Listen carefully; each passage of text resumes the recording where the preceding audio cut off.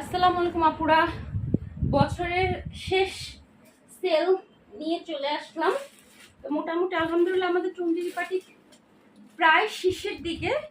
তো যে কয় পিস আছে আপনাদেরকে দেখিয়ে দিচ্ছি।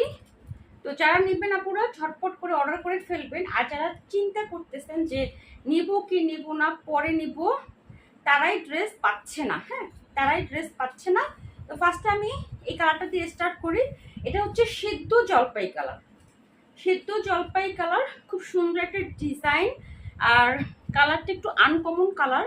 আর যারা সাধারণত একটু চান যে না আমি একটু অন্য রকমের কালারের ড্রেস পরবো, তারা এটা নিতে পারেন, কারণ এটা ওড়নাটাও খুবই সুন্দর।